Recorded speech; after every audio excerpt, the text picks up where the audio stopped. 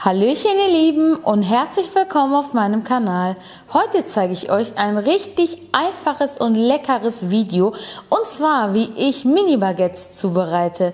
Diese sind ganz einfach gemacht, man braucht nur 4 Zutaten. Welche das sind, die zähle ich euch und sage ich euch jetzt gleich sofort auf. Ich werde den Teig über Nacht gehen lassen. Ihr könnt ihn natürlich auch nach direkt schon 2 Stunden verarbeiten, wenn ihr diesen bei Zimmertemperatur lagert. Ich werde meinen in den Kühlschrank stellen und wenn ich den morgen dann verarbeiten werde, hole ich den 1 Stunde vorher aus dem Kühlschrank raus, damit er Zimmertemperatur annimmt und dann zeige ich euch im Anschluss, wie toll meine Mini-Baguette-Brötchen aussehen werden. Für den Teig brauchen wir 380 Milliliter lauwarmes Wasser, 600 Gramm Weizenmehl, 2 Teelöffel Salz und 10 Gramm frische Hefe. Nun werde ich das Wasser, aber noch nicht alles, in meine Schüssel hineingeben und lasse die Hefe für 5 Minuten wirken, sodass sie sich komplett aufgelöst hat. Und dann gebe ich die anderen Zutaten in meine Schüssel, verknete diese per Hand. Man kann das auch mit einem Mixer machen oder mit einer Küchenmaschine, aber am schnellsten geht das per Hand, finde ich. Und dann decke ich das gut ab und stelle den Teig zur Seite. Nach 5 Minuten hat sich die Hefe vollständig aufgelöst. Nun gebe ich Mehl hinzu. Hoppala. Sowie 2 Teelöffel Salz.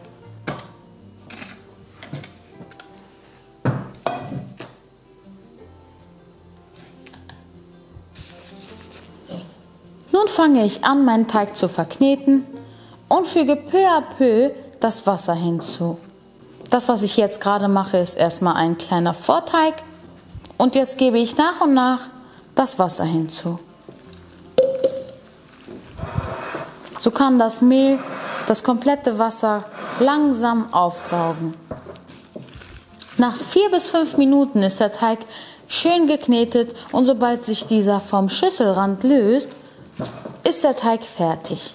Der Teig ist ziemlich klebrig, ihr seht das hier, aber er löst sich vom Schüsselrand. Ich werde diesen jetzt gut abdecken, der muss so feucht sein, damit er im Anschluss von innen richtig schön saftig wird, nachdem wir diese Baguettes dann aufgebacken haben. Und außerdem werde ich ja die Teiglinge noch einteilen und außerdem bestäube ich im Anschluss ja meine Arbeitsfläche. Diese wird dann schön bemehlt und dann kann nichts auf der Arbeitsfläche kleben bleiben und nachher haben wir richtig tolle, saftige Weizenbaguettes. Hier habe ich eine Frischhaltefolie, wer hat, kann gerne einen Deckel benutzen.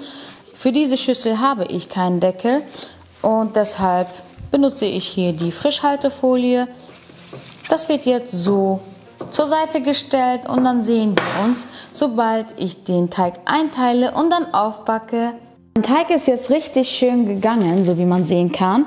Und ich werde diesen jetzt portionieren in immer gleichmäßig große Stücke. Und anschließend werde ich dann mal auf meiner bemehlten Arbeitsfläche mir so richtig kleine Mini-Baguettes rausformen. Am besten, man fettet sich vorher die Finger etwas ein, so bleibt der Teig auch nicht an den Fingern kleben.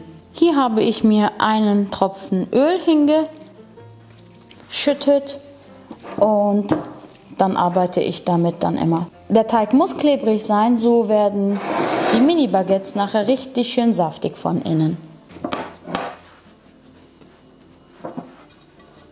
Jetzt gebe ich oben drauf nochmal etwas Mehl. Und jetzt kann ich schon mit dem Einteilen der Teiglinge beginnen. Meinen Backofen habe ich bereits vorgeheizt auf 200 Grad Ober-Unterhitze und ich schätze mal, dass die Baguettes so zwischen 15 und 17 Minuten brauchen, aber die Zeit sage ich euch dann im Anschluss. Das kommt ja dann immer auf Bräunungsgrad an, so wie man das haben möchte. Die einen mögen es bräuner und die anderen etwas heller. So forme ich mir dann immer Teiglinge und die lege ich dann auf meine bemehlte Arbeitsfläche, damit diese von unten nicht kleben. Und das mache ich jetzt mit allen Teiglingen. Die Teiglinge sind nun geformt. Ich habe mir das letzte hier jetzt einmal so gelassen und ich werde das jetzt mit Hilfe meines Nudelholzes einmal schön oval ausrollen. Dabei sollte die Arbeitsfläche immer schön bemehlt sein, damit nichts haften bleibt. Aber das reicht schon so. Man sollte auch nicht zu viel Mehl verwenden, sonst werden sie nachher zu trocken.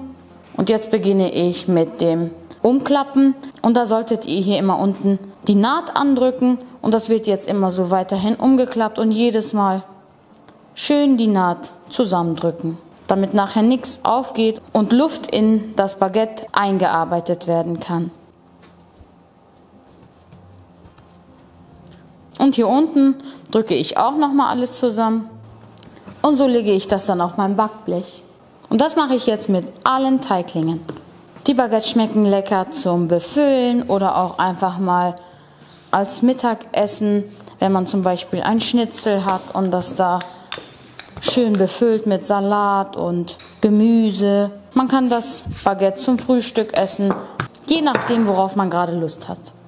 Die Teiglinge sind nun geformt. Jetzt werde ich die Enden so etwas spitz andrücken, damit diese eine Form von einem Baguette bekommen. Und ich lasse die dann nochmal 10 Minuten auf meinem Backblech gehen, so ungefähr. Und wer mag, kann die Teiglinge natürlich auch einschneiden. Somit bekommen die ein richtig tolles Muster und platzen dann nicht von allen Nähten auf. Dafür nehmt ihr einfach euer schärfstes Messer und schneidet die einfach ein. Ob ihr längs oder immer 3 Streifen, das ist euch überlassen. Ich mache dann immer so 3 Streifen.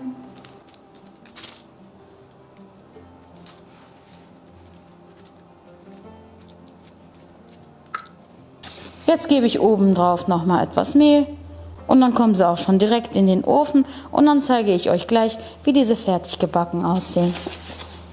Zum Grillen passen diese Baguettes optimal oder auch einfach nur mit Kräuterbutter. Ich habe die Mini-Baguettes jetzt aus dem Ofen geholt. So toll sehen sie jetzt nach 24 Minuten Backen aus.